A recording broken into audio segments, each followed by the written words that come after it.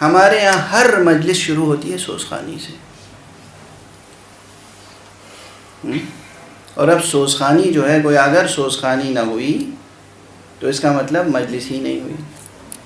اور سوزخانوں کے اپنے غرور اور تکبر اور ناز کیوں کرتے تھے؟ کن دھنوں میں کرتے تھے؟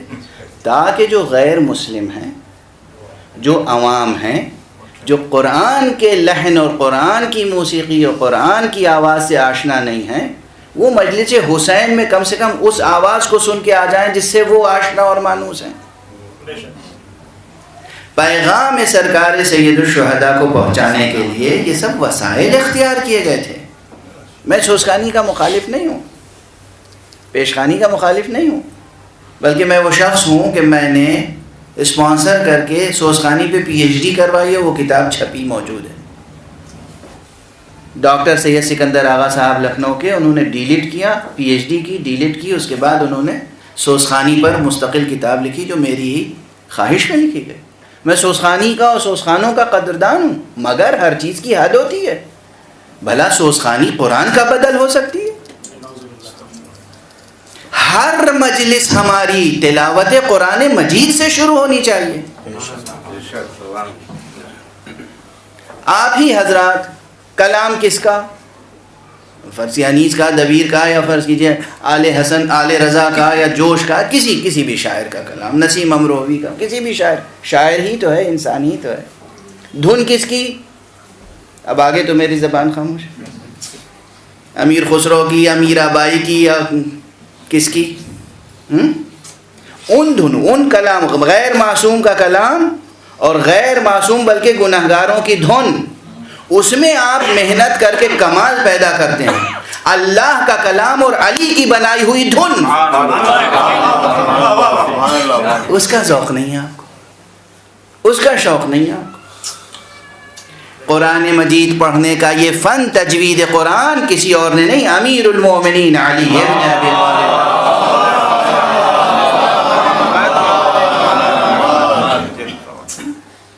کلام کس کا؟ اللہ کا. دھن کس کی بنائی ہوئی؟ علی ابن ابی طالب کی علیہ الصلاۃ والسلام، بالاجماع.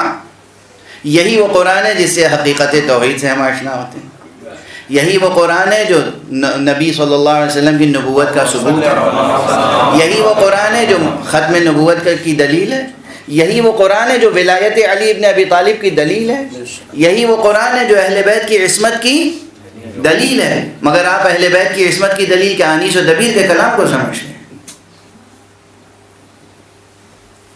یہی وہ قرآن ہے جس سے معرفت کے چشمے پھوٹتے ہیں دنیا و آخرت. اس قرآن کو اور علی ابن ابی طالب کے بنائے ہوئے پیٹرن کو، مجبور ہوں میں پیٹرن کا لفظ استعمال کر رہا ہوں، اس سے آپ غافل ہیں اور آپ چاہتے ہیں کہ میں آپ کی داد دوں.